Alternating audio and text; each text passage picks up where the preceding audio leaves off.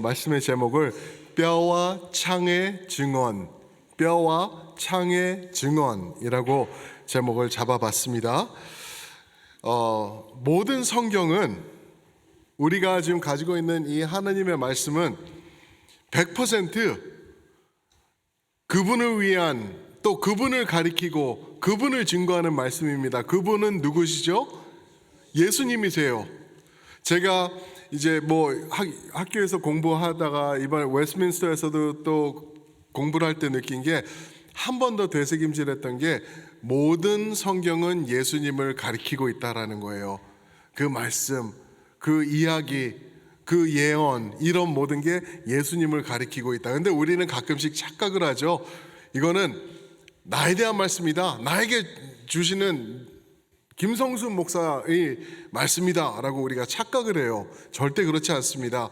먼저 예수님을 봐야 돼요. 다윗의 삶에서도 예수님을 보고 사무엘의 삶에서도 예수님을 보셔야 됩니다. 그게 하나님의 말씀의 정확한 증언이고 정확한 목적이 되기 때문에 그렇습니다. 그래서 요한복음 5장 39절에 보시면은 이렇게 주님이 말씀하십니다. 너희가 성경에서 영생을 얻는 줄 생각하고 성경을 연구하거니와 이 성경이 곧 내게 대하여 증언하는 것이니라 라고 말씀하십니다. 그래서 한 구약 학자는요, J. Barton Payne이라는 학자는 구약에 있는 예수님에 대한 예언들이 574개가 있다라고 말을 합니다. 그랬더니 또 다른 학자는 알프레드 에더샤임이라는 이 학자는, 그거는 반복된 거를 다 쉬었을 때 그렇고 낱개로 반복되는 거는 그냥 한 번으로 카운트한다고 하면은 456개가 구약에 예수님, 앞으로 오실 예수님에 대해서 예언이 돼 있다 합니다. 보편적으로 이제 신학 학자들 그리고 성경 학자들은 말하기를, 적어도 못해도 아주 컨서베티브하게 잡아도 300개가 넘을 것이다, 예수님에 대한 예언이. 그리고 성취될 예언들이 300개는 못해도 넘을 것이다 라고 말합니다. 그래서 그런지 우리가 지금 예수님의 삶의 클라이맥스죠, 십자가를 지금 묵상을 하고 있는데, 이 십자가 못 박히신 때에도 적어도 10개 이상의 말씀이 성취되는 것을 우리가 보고 있습니다. 예를 들어서 군인들의 옷 나눔, 그리고 신포도주, 그리고 통으로 만들어진 예수님의 그 속옷, 그리고 우슬초, 또 예수님이 말씀하시는 다 이루었다 하는 말씀, 이 모든 것을 합치면은 굉장한 숫자들이 지금 예언이 성취되는 십자가라는 것을 또한 볼 수 있습니다. 뿐만 아니라 오늘 우리가 함께 볼, 이제 죽으신 후에도 뼈와 창을 통해서 지속되는 예언들의 성취, 이것들을 다 합치면은 적어도 10개 이상은 예수님에 관한 예언이 응답되고 지금 성취되는 것을 우리가 볼 수 있습니다. 이 말씀 우리가 함께 상고하면서요, 죽음 후에도, 예수님의 죽음 후에도 지속되는 예수님의 구원하심이 어떤 것인가, 그 십자가에서 외쳐지는 또 완성되는 구약에 성취되는 예언의 말씀들의 의미를 보면서 우리가 함께 보기를 원합니다. 먼저 우리가 뼈에 대한 증언을 보기를 원합니다. 뼈에 대한 증언, Testimony of the Bone. 먼저 31절 이렇게 나아가죠. 이날은 준비일이라 유대인들은 그 안식일이 큰 날이므로 그 안식일에 시체들을 십자가에 두지 아니하려 빌라도에게 그들의 다리를 꺾어 시체를 치워달라 하니라고 말하고 있습니다. 준비일, 먼저 준비일이라고 하죠. 이게 무엇인지 알고 계시죠, 이제는요, 그죠? 안식일 전날, 그때는 안식일이 무슨 요일이었죠? 토요일이었습니다. 토요일 전날, 그러니까 금요일이에요. 예수님이 십자가에서 죽으신 날, 그 금요일을 말하고 있는 것입니다. 그 준비일날, 근데 준비일날 뿐만이 아니라 이날은 큰 날이래요. Special Sabbath, 그냥 regular Sabbath, 그 안식일이 아니라 Special, 큰 날 이라고 말을 하고 있습니다. 여기서 말하는 큰 날은 무엇이냐면은 1년에 한 번 이 큰 안식일이 와요. 이 안식일은 중요한 날인데 이 날은 특별하게 더 중요해요. 왜 그러냐면 안식일 플러스 6월절이 그날 이제 딱 겹쳐지는 거예요. 그래서 7일 동안 무교병을 먹으면서 이제 이 날을 기리고 이렇게 하는 큰 날이라고 말하고 있습니다. 그렇기 때문에 이 중요한 날 시체가 나무에 매달려 있는 것은 이 유대인들, 특별히 이 큰 대제사장들은 용납할 수가 없었다는 것이죠. 아마 그 내용은 신명기 21장 23절 말씀을 이 사람들이 알았기 때문에 이거를 깨달은 것 같아요. 시체를 나무 위에 밤새도록 두지 말라. 시체를 나무 위에 밤새도록 두지 말라. 빨리 내려서 하나님의 땅을 이렇게 더럽히는 것을 하지 말라라고 말하고 있는 것입니다. 여러분, 여기서요, 이들의 모순을 보셔야 돼요. 하나님의 말씀, 율법, 우리 신앙관을 볼 때 신명기 21장 23절에서는 시체를 나무에 매달아 두지 마라. 근데 지금 이 순간은 아직은 시체가 아니었거든요. 근데 이 말씀, 이 종교적 이 신앙을 지키기 위해서 이들이 한 게 무엇이죠? 시체를 나무 위에 두지 말라 그러니까 그러면 빨리 죽여서 없애도록 이거 진행해 달라는 거예요. 모순 아닌가요, 여러분? 하나님의 말씀은요, 우리 하나님은 생명을 주시고 살리는 그런 분이라고 우리가 아는데 그분의 말씀을 이해하고 종교화했을 때는 그게 모순이 돼가지고 사람을 살리는 것보다 사람을 죽이는 방향으로 나아가고 있는 거예요. 너무 무섭지 않나요? 그게 종교예요, 여러분. 종교. 많은 기독교 교회들도 종교화된 교회들이 많이 있어요. 어떤지 아세요? 신앙이 중요한 게 아니라 예수님이 핵심이 되고 교회의 머리가 되는 게 아니라 세상의 파워, 세상의 능력, 내가 누릴 수 있는 부, 이런 것들이 중심이 돼가지고 움직이는 교회들이 있습니다. 복음은 아랑곳하지 않고 내가 만든 복음, 내가 잘 나가는 복음, 내가 조금 더 부해지는 복음. 그러니까 교회도 부해야 돼요. 그런 모습으로 나아가는 교회들이 얼마나 많아요. 생명을 살리는 교회가 아니에요. 세상의 우상, 세상의 신들이 추구하는 것을 고스란히 따라가고 있는 교회들이라는 거죠. 모순되죠. 하나님의 말씀을 온전히 이해하지 못하고 그 말씀을 종교화해버릴 때 이런 일들이, 모순의 문제가 일어나는 것을 우리가 볼 수 있습니다. 근데 질문, 왜 다리를 꺾어달라 그랬을까요? 대제사장들이 이제 큰 날이다, 내일이 그런 날이니까 이 사람들 다리를 꺾어달라고 얘기를 합니다. 왜 그랬을까? 여러분, 십자가를 이해를 하셔야 돼요. 이번에 저희가 고난주간 때도 나의 십자가라는 주제로 십자가를 묵상할 거예요. 우리 교역자들이 지금 말씀을 준비하고 있습니다. 그런데 십자가에서 죽음은 어떤 죽음인지 우리가 알아야 되는데, 십자가에서 내가 못 박혀서, 발에도 못 박혔으니까 피를 흘려서 내가 죽는 거다가 아니에요. 그거는 십자가의 죽음이 아니에요. 피 흘려서 그렇게 죽지 않았습니다. 그러면 어떤 죽음이었나 하면은 질식사를 유발시키는 것이 십자가였습니다. 숨 못 쉬게 해서 죽게 되는 게 십자가였어요. 그래서 여러분, 십자가를 이제 죄인을 처형을 할 때 꾸부정한 자세로 이렇게 십자가에 못 박힙니다. 팔도 쭉 뻗지 않고 이렇게 해요. 다리도 구부립니다. 이렇게 구부러지면은 몸이 자체가 이렇게 크런치업 된다 그러죠, 영어로는. 그러니까 가슴이 이렇게 짓눌리게 되는 거예요. 그러면은 가슴이 짓눌리면은 숨 쉴 수가 없죠. 질식해요. 그러니까 어떻게 해서 숨을 쉬어야 되냐면은 못 박힌 손, 못 박힌 발로 끌어당기고 발로 밀고 해서 이 캐비티라 그러죠. 이 폐를 이렇게 팽창시키는 거예요. 그러면서 숨을 들여 마시는 거예요. 그리고 또 아파서 견딜 수 없으면 숨을 내쉬고 내뱉고, 찌그러져 있다가 여기가 찌그러져 있다가 또 이제 숨을 쉬어야 되면 또 발로 밀고 또 못 박힌 손으로 잡아당기고 가슴을 피고 한 번 쉬고 또 내뱉고, 그게 십자가예요. 그런데 지금 다리를 꺾어 달라는 요청을 하고 있는 거예요. 대제사장들이.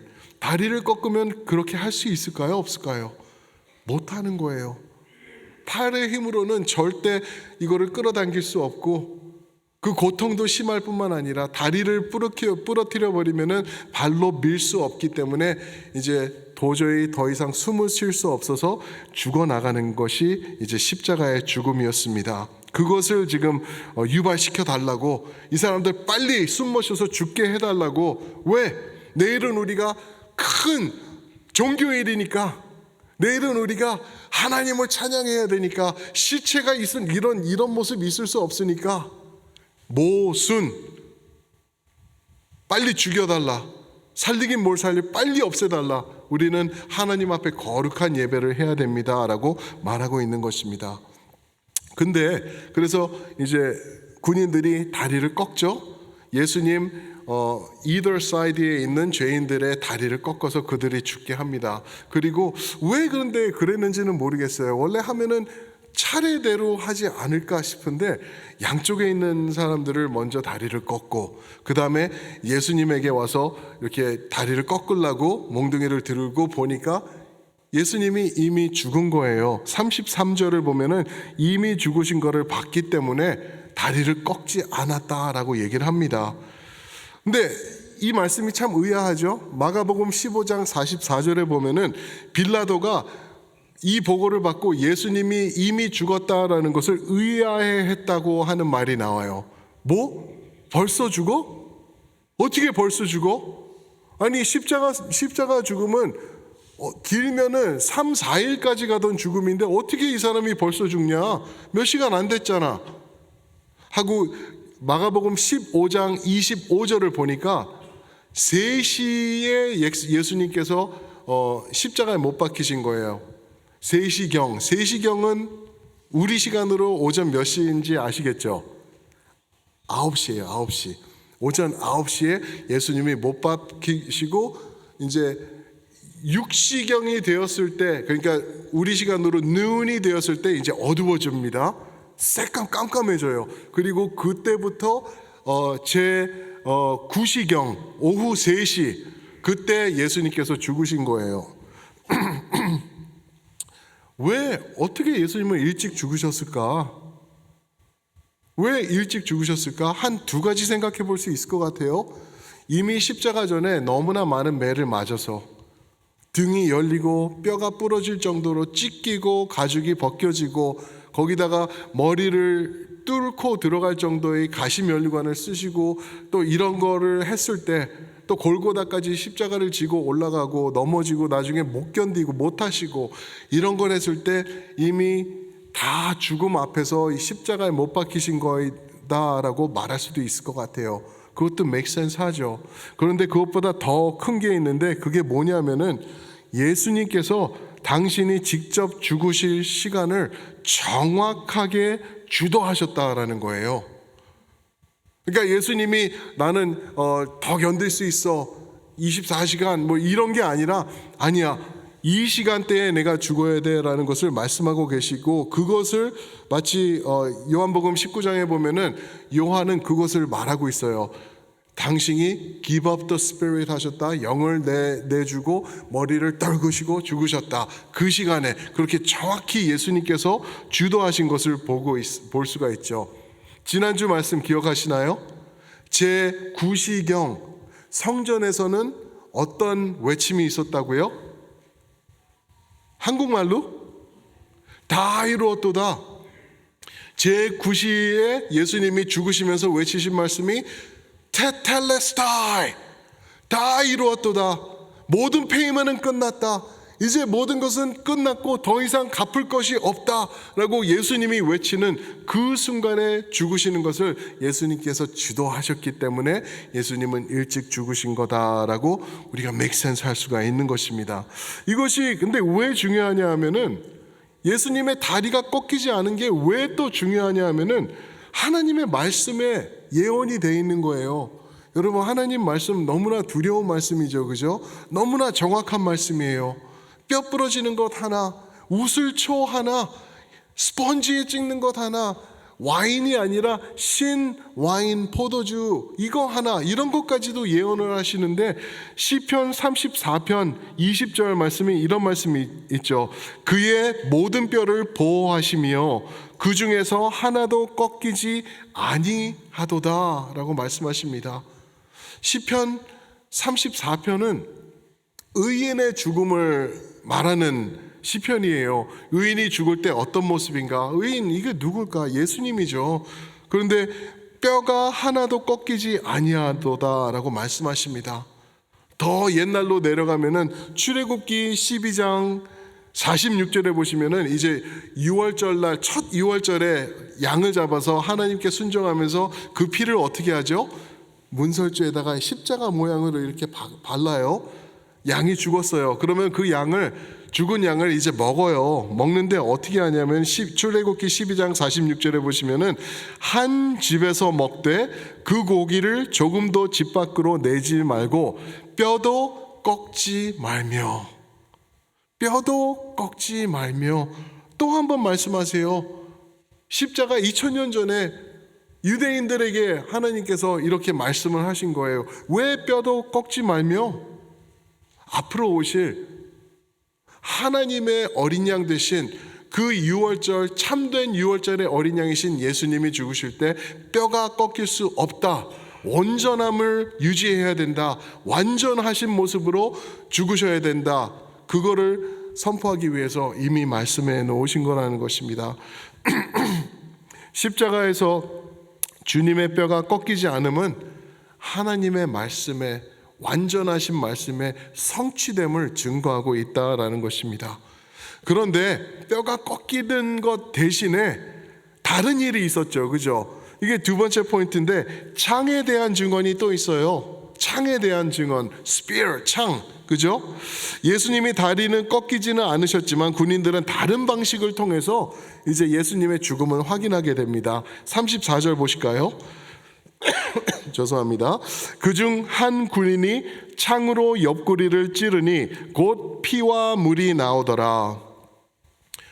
군인 한 명이, 적어도 4명의 군인이 있었을 텐데 그 군인 중에 한 명이 창으로 예수님의 옆구리를 찔렀을 때 피와 물이 나오더라 합니다. 이 말씀 또한 성경에서 예언된 것인 것을 볼 수가 있죠.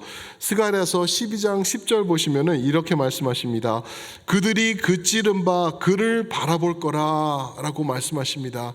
찔린 그분을 그들이 바라볼 거라고 말하는 것이죠. 근데 이거를 누가 가장 가까이서 봤냐 하면은 35절 보시면 이런 말씀이 있습니다. 35절, 이를 본 자가 증언하였으니, 아이위트니스라는 거예요. 자기가 이를 본 자가 증언하였으니 그 증언이 참이라. 그가 자기의 말하는 것이 참인 줄 알고 너희로 믿게 하려 함이니라. 여기서 이게 누굴까요? 요한이에요.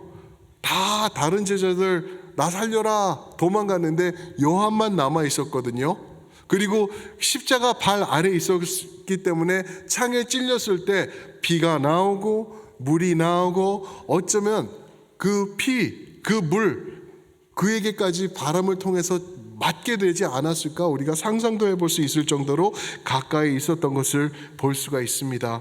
사랑하는 성도 여러분, 십자가가 말씀드렸죠. 그렇게 높고 길쭉해가지고 위에 이제 죄인을 매달아 놓은 십자가가 아니었다는 거 말씀드렸죠, 그죠? 그래서 아마 적십자, 정확한 이렇게 길이의 십자가였을 것. 그러나 군인들보다, 어른의 키보다는 살짝 높은 십자가. 그러니까 보통 눈높이에서 살짝만 들으면은 그 눈을 마주칠 수 있는 그러한 십자가였습니다. 그럼 상상을 해봅시다. 창으로 군인이 찔렀을 때 어떻게 찔렀을까요? 분명히 아래서 위를 향하여 찔렀을 것 같아요. 맞나요? 위에 있기 때문에. 너무 위는 아니니까 그래도 밑에서 위를 향해서 창으로 찔렀을 것을 볼 수가 있습니다.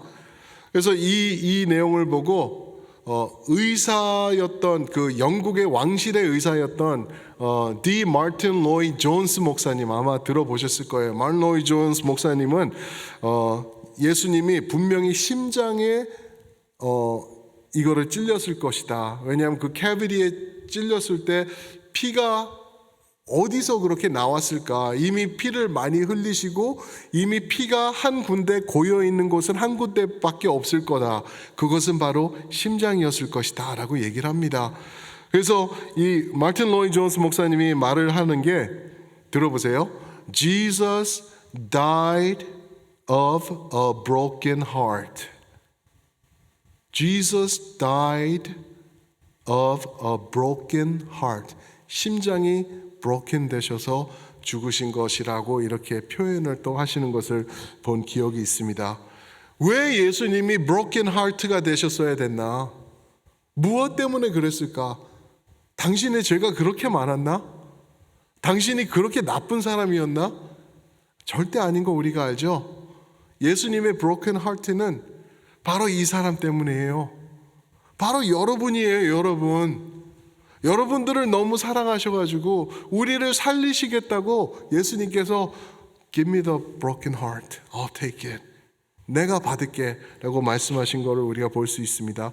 이사야서 53장 5절 말씀, 이거는 한번 띄워주시면 우리 같이 한번 읽어보면 좋을 것 같아요. 한 목소리로 읽겠습니다. 시작. 그가 찔림은 우리의 허물 때문이요 그가 상함은 우리의 죄악 때문이라.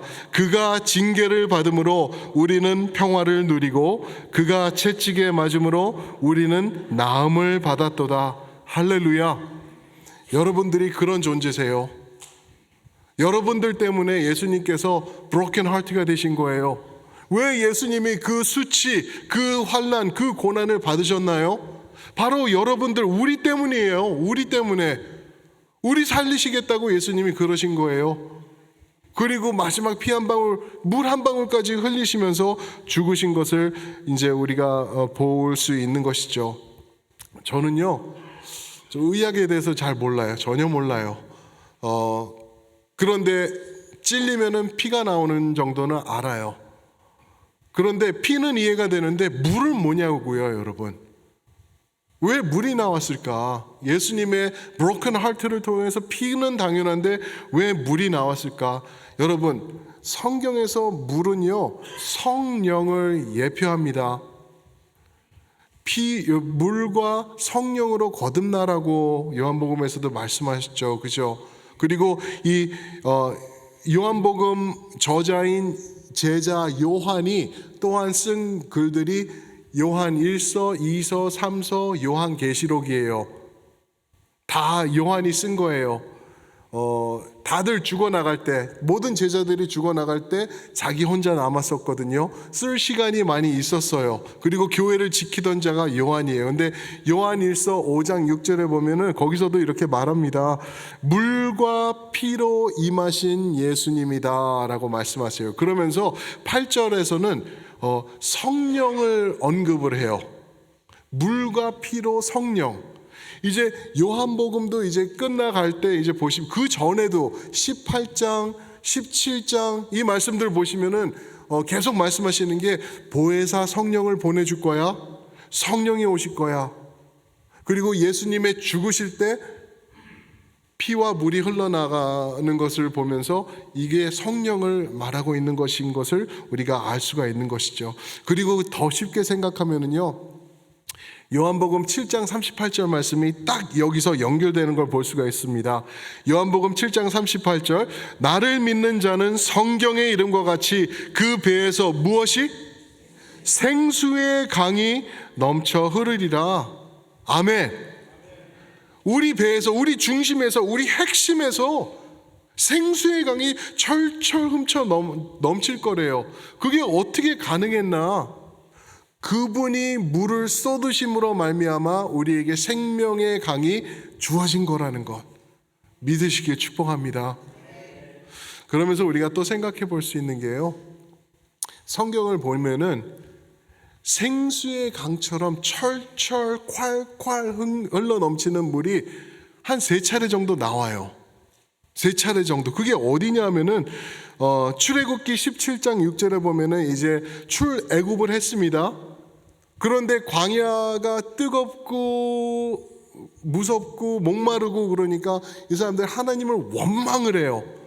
그러니까 하나님께서 한 번에 단번에 이 사람들을 없이 해야 되는데 그러지 않고 은혜, 오늘 찬양하신 은혜를 보여주세요. 그래가지고 어떻게 되죠?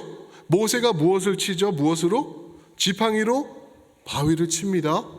그러니까 바위가 쩍 소리와 함께 쪼개지고 거기서부터 물이 콸콸 철철 흘러 넘칩니다. 반석에서 물이 흘러 넘쳐요. 생수의 강처럼. 그거를 이 시편 105편 41절에서는 이렇게 말합니다.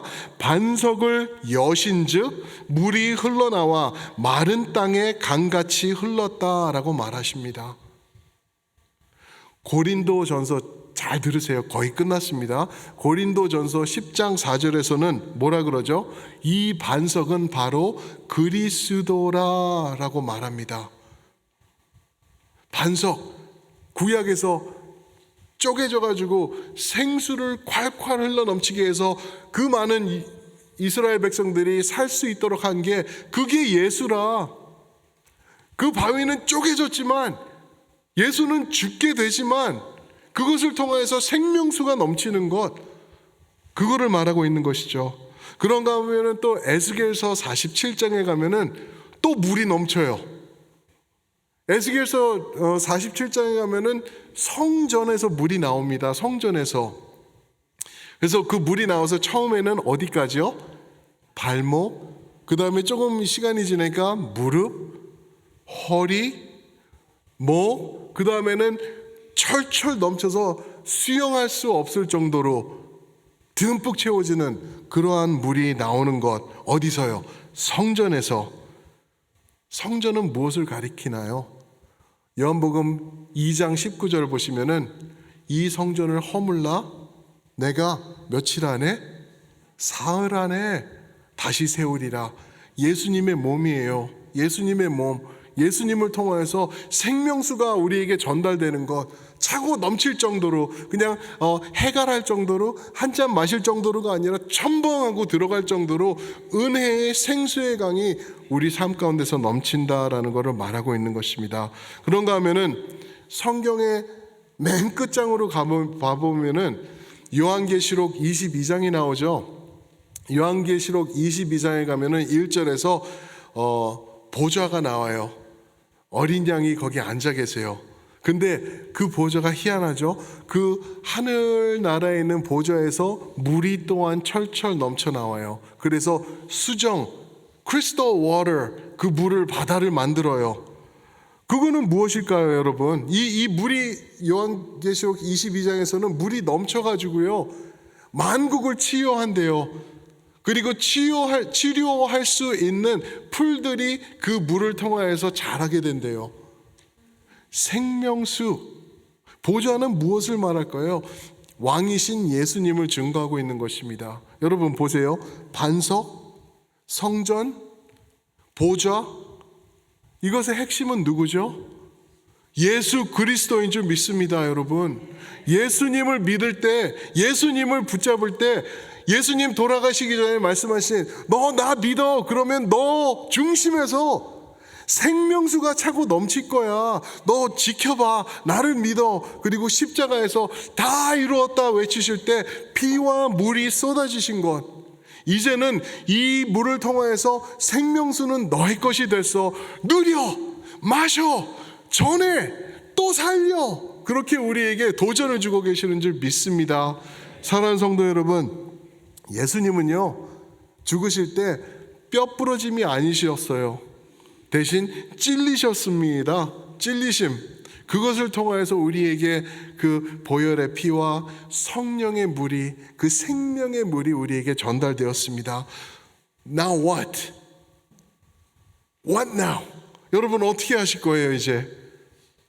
그냥 뭐 어떻게 하긴 이대로 그냥 내가 할 거 하고 살고 어떻게 하다 보면은 이제 천국 가 있겠지? 또 어떤 분들은 천국 가겠죠? 정도로 생각하시고 갸우뚱하시고 확신한 믿음이 없으신 분들, 그렇게 사시면 안 되잖아요. 예수님이 이렇게 말씀하셨고 이렇게 증거하셨고 구약의 말씀들이 이렇게 성취되었는데 그 말씀 앞에서 왜 두려워하고 왜 아직도 예수님을 의심하시고 계시냐고요. 그 생명의 은혜 누려야 되잖아요. 이제는 그거 붙잡고 사셔야 되고요.